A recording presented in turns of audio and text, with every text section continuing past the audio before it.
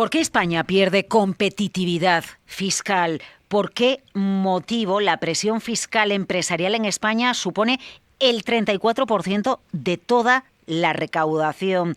¿Por qué la presión fiscal normativa en España es casi un 17% superior a la de la Unión Europea? ¿O qué impacto tendría llevar al 21% el IVA aplicado a hoteles y a turismo, a la hostelería en definitiva, que supone prácticamente el 14%? Junto con el sector del turismo, el 14% del PIB en nuestro país. Vamos a analizar el informe Competitividad Fiscal 2025. Les acompaña Gregorio Izquierdo, director general del Instituto de Estudios Económicos. Gregorio, es un placer tenerle por aquí. ¿Cómo está usted? Muy bien, muchas gracias. Me he agradecido de poder compartir con vosotros esta mañana. Bueno, y unos datos que están dando tanto que hablar en nuestro país en las últimas horas, este informe de competitividad. Fíjese, hoy en la tertulia los economistas decían, pero ¿cómo vamos a hacer una reforma fiscal de calado en España si ni siquiera tenemos presupuestos? También, ¿no? También. Porque los datos que ustedes ponen encima de la mesa desde el Instituto de Estudios Económicos, al final lo que nos dicen es, aquí tenemos que cambiar las cosas. No hemos tenido presupuestos en esta legislatura, es verdad, pero sí que hemos tenido reformas fiscales, tanto por medidas discrecionales que se han aprobado, como la doble tributación de los dividendos en su día, o como los nuevos impuestos selectivos que se incorporaron sobre banca, sobre energía o sobre grandes fortunas.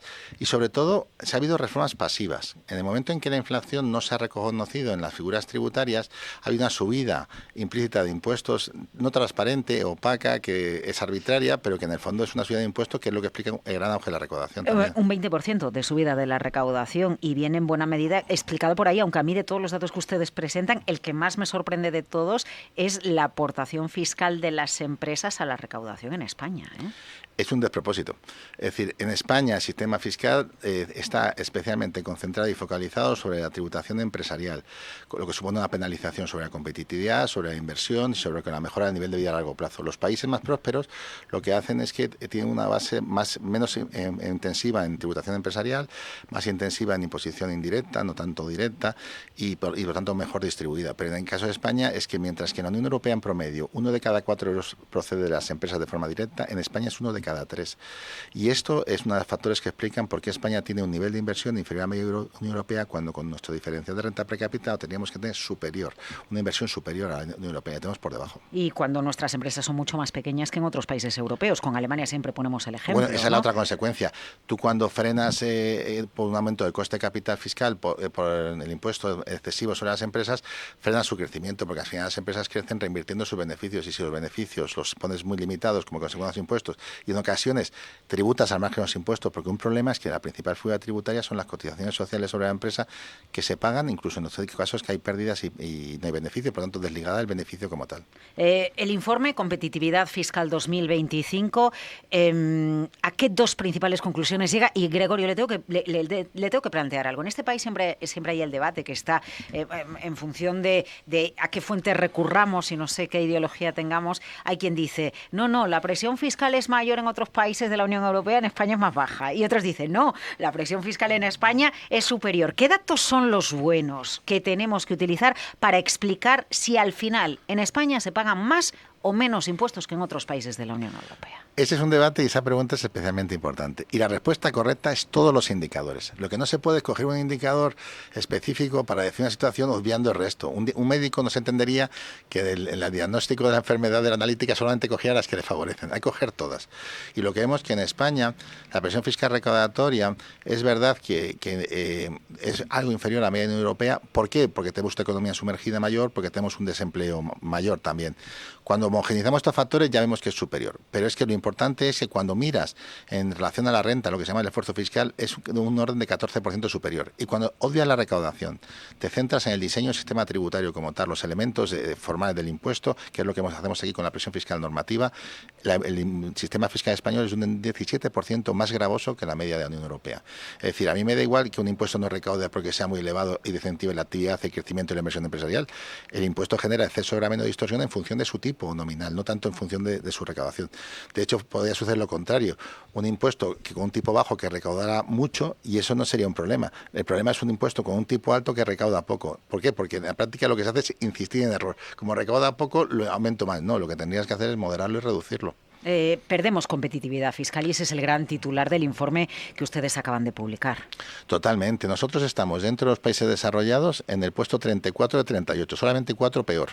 Y hace 5 años estábamos en el 29. Es decir, uno tendría que estar referenciado, nosotros decimos siempre a la media, pero también es un error, tenemos que estar referenciados a las mejores prácticas de la Unión Europea y de la OCDE. Pues no, estamos en el carril de cola y además con un énfasis, no solamente en el nivel absoluto, que estamos muy mal, que es 34-38, en el fútbol estamos entre los 4 mejores del mundo. En la tributación entre los 4 peores del mundo desarrollado. Y prácticamente del mundo, con total, porque la tributación más alta del mundo está en los países desarrollados. Pero también con un problema específico, que es la concentración específica en la fiscalía empresarial. Ese es el gran problema que tenemos. No solamente son altos los impuestos en España, sino que descansan en exceso en los impuestos sobre las empresas, que son los más distorsionantes y los que más contracción sobre la actividad, sobre el bienestar, sobre el crecimiento a largo plazo generan. Pero es compatible que tengamos impuestos y que se sostengan con la fiscalidad el estado de bienestar, una parte del estado de bienestar, con repensar el modelo fiscal que tenemos. Más allá que usted al principio nos decía, bueno, sí que ha habido modificaciones fiscales porque se hacen, por decirlo de alguna manera, por la puerta de atrás. Sí, bueno, el gran tema que hemos detectado nosotros y que creemos que es la gran referencia a España, hay que mejorar la eficiencia del gasto público. En España tenemos unos niveles de gasto público muy elevados como consecuencia de los aumentos de impuestos de estos últimos años y, sin embargo, no se refleja en una mejora de la calidad y disponibilidad de los servicios públicos en la proporción a los ingresos que se han tenido. Y la clave es que se ha deteriorado la eficiencia del gasto público en España y eso es el gran problema. El problema es que en España, en un nivel máximo de impuestos, muy por encima de lo que el país soporta en términos de esfuerzo, en términos de crecimiento potencial, en términos de competitividad, que será otra referencia, que es que tus impuestos no sean peores que los de tu entorno, España no da mucho más, no da de sí. De hecho, lo que uno tendría que hacer es bajar impuestos. Pero como también tienes unas obligaciones de consolidación presupuestaria, la clave es una gestión responsable y eficiente del gasto público. Y esto es lo que es necesario afrontar. Porque también es verdad que no ha habido ninguna reforma en los últimos años de mejora de la eficiencia del gasto público. Y de ahí que no se deflacte nunca el IRPF, ¿no? Entendemos que viene por eso. Porque eso conllevaría o exigiría que hubiese una optimización de la eficiencia del gasto público. La no deflactación del IRPF es un error. Porque lo que haces es que los trabajadores ven aumentar sus salarios para recuperar el poder adquisitivo, las empresas hacen un esfuerzo muy importante de pagarlo, pero al final el gran beneficiario de esa situación es el gobierno, no tanto los trabajadores, que sus salarios en términos netos no recuperan poder adquisitivo, las empresas que han soportado un aumento de costes, pero el gobierno que ve beneficiado. Y además de una forma arbitraria, porque lo que no se entiende es que sea el efecto de la inflación, que es desigual y muy asimétrico en función de los colectivos, el que decida la carga tributaria. Es mucho mejor hacer un diseño del sistema fiscal que tenga en cuenta las circunstancias de equidad y eficiencia y no sea la arbitrariedad de la incidencia en la inflación la que haga la determinación de reparto de la carga tributaria. Otro de los asuntos calientes que ustedes ponen encima de la mesa con este informe tiene que ver con el turismo, más del 13% del PIB. Si metemos todo, hoteles, restaurantes, y dicen, cuidado con esto de llevar al 21% el IVA en este sector por el impacto que podría tener. Y hoy en la gran tertulia de la economía, algunos economistas decían, bueno, habría también que estudiar el efecto de la inestabilidad, de la demanda elástica o inelástica del turista. Es decir, el turista internacional va a seguir viniendo a España aunque le metamos un IVA al 21%. Pero claro, yo no sé si eso es una aproximación adecuada para entender qué IVA le ponemos o con qué IVA gravamos un sector. Porque la idea principal es que ¿qué IVA establecemos? ¿Igual para todos o metemos excepciones? Bueno, el gravar el turismo es gravar una exportación. Y en España las exportaciones de bienes están gravadas a tipo cero, el IVA se deduce. Por lo tanto, lo que estamos haciendo con el tipo reducido del IVA es compensar la circunstancia de que el IVA es un arancel sobre las exportaciones de turismo. La verdad es que, desde el punto de vista conceptual, hay el debate de cuál es la demanda del turismo. Y ya le digo que la demanda del turismo depende de qué segmento, qué sector, qué año y qué temporada. Por ejemplo, en temporada baja, la demanda del turismo es muy elástica al precio, es decir, una mínima aceleración del precio te desplaza.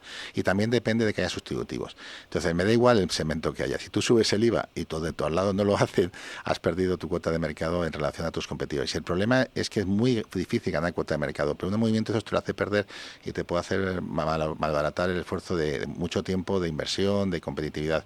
El turismo en España es un sector muy competitivo, muy exportador, que equilibra la balanza de pagos y por lo tanto yo creo que la solución no está en subir los impuestos sobre las empresas en general y menos sobre el turismo sobre el particular, sino está en gestionar responsable y eficientemente el gasto público. Usted decía antes, bueno, es que es lo que hace falta, eficientar el gasto público. ¿Cómo, Gregorio, eficientamos el gasto público en un país que envejece a marchas forzadas? Pues ante todo, focalizando y haciendo más selectivas las intervenciones públicas. Lo que no se puede hacer es intervenciones públicas, que la AIREF lo está diciendo en gran parte de las partidas, que son arbitrarias y que benefician a la gente sin criterios de eficiencia o equidad. Uno entiende que hay una intervención pública para subsanar una cuestión de eficiencia o de equidad, pero no cuando hay ausencia de eficiencia o equidad. Y aquí en España es uno de los países en que la intervención pública es más masiva, de forma generalizada en muchos sectores y muchas actividades, y no tiene en cuenta estas circunstancias específicas. Solamente esa reforma de hacer más selectiva, más focalizada, no lo dice la AIREF, también lo dice el Banco de España y lo decimos toda la profesión, pues ponemos ahorro muy importante en el gasto público. Y luego una gestión más responsable de la gestión de lo público, es decir, estamos digitalizando la administración de una forma muy importante y esto tendría que suponer una mejora de los servicios, una mayor aumento de productividad del sector y es importante, ¿no? Es decir, al final es una gestión más pensando en que el dinero del contribuyente le cuesta mucho trabajo ganarlo y que el gestor de lo público tiene una especial responsabilidad con ese dinero, utilizarlo como si fuera suyo, diríamos, pero no en el peor sentido de la palabra, sino en el mejor sentido de la palabra. Es decir, lo que no harías en tu casa. Ayer estuve en un debate, por ejemplo, que decían de una oficina del sector público que llevaba sin apagarse la luz durante 5 años, porque a nadie se le ha ocurrido apagar la luz en 5 años, hasta que se le ocurrió, oye, pero por la noche parece que no hace falta apagarla. Y parece una anécdota. Por la noche me llamó otro compañero que trabaja en el sector público y me dijo, eso también pasaba en mi oficina. ¿Cómo se puede tener una luz encendida años? Ya. Ese es el ejemplo de... Y es un ejemplo, ¿no? Es el ejemplo gráfico de que no se mira el dinero. Nosotros miramos y mucho el dinero en nuestro país porque la población envejece, porque cada vez destinamos más a pensiones. Fíjese usted, la semana pasada yo intentaba hacer un símil, lo que pasa es que no lo hice público para no parecer tendenciosa, ¿no? Pero ya que se hablaba tanto del tema del absentismo, del impacto del absentismo en las cuentas de empresas y públicas, ¿no? Los 33.000 millones del ejercicio pasado, yo pensaba, claro, pero el último día del mes de junio destinamos 30.000 millones al pago de pensiones, entre la paga extra y las pensiones, ¿no? Es decir, estamos en unas cantidades brutales por el envejecimiento de la población. ¿Y cómo puede ser que en este contexto no incentivemos, estimulemos un poquito el ahorro de nuestro patrimonio destinado a las pensiones? Y ahí tenemos otro gran reto. ¿Por qué no estimulamos la inversión de nuestro ahorro? Es curioso, nos preocupan mucho las pensiones, que todo lo compartimos, que claro, nos gusta que los mayores tengan un nivel de vida equivalente a que tuvieron en activo, pero cuando alguien quiere tener este nivel de vida por su cuenta, ayudando con un plan de pensiones, lo hemos limitado tanto que ahora mismo... con el límite actual, una persona solamente podría gestionar su complemento de pensión de orden de 400 euros en el sector privado con el límite de 1.500. Entonces, oiga, si le preocupa el nivel de vida de los mayores, tendríamos que incentivarlo fiscalmente también, no solamente en el sector público, porque esto además permitiría descongestionar la obligación pública de pensiones en la medida que habría gente que en la medida que se lo cubre no necesitaría que se lo cubriera el sector privado en el caso de que no haya cotizado previamente. Y este problema en muchos países lo tienen resuelto, porque además tiene un problema añadido, que es que cuando tú desarrollas sistemas de pensiones adecuadamente, tú favoreces los mercados de capitales y la inversión empresarial en última instancia. Y sin embargo esto a corto plazo perjudica lo que es el gasto público en pensiones, perjudica la tranquilidad de la familia de poder asegurar su futuro. Pero a medio y largo plazo los países con alto nivel de vida se caracterizan por sistemas de pensiones muy capitalizados que favorecen los mercados de capitales, que a su vez favorecen la inversión empresarial. No es casual que los países más avanzados del mundo tengan esto. Sin embargo, aquí únicamente nos fijamos en ese tipo de cuestiones para ahorrar, el argumento comparado y tal, para ahorrar, pero nunca pensamos en incentivar. Y el problema de las pensiones es que ya de por sí estaban habiendo una reforma pasiva. Si tú tenías hace años una aportación que llegaba hasta 8.000 euros, en la medida que nos ha actualizado ibas bajando, pero ya el último recorte es brutal.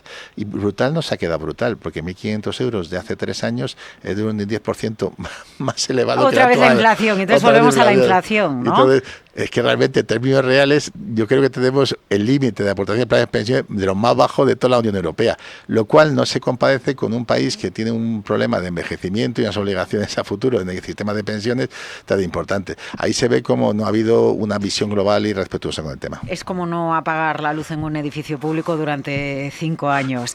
Muchísimas gracias por acompañarnos en el análisis de la fiscalidad en nuestro país, la pérdida de competitividad fiscal y el importante peso de las aportaciones exportaciones que hacen las empresas, como nos decía Gregorio Izquierdo, esto lo que provoca es que esas empresas inviertan menos de lo que deberían invertir y eso favorecería que creciesen y tuviésemos empresas más grandes. Qué importante la gestión de los impuestos y las bases imponibles que se establecen en nuestro país. Gregorio Izquierdo, director general del Instituto de Estudios Económicos. Hasta cuando quiera. Muchas gracias, Laura, como siempre.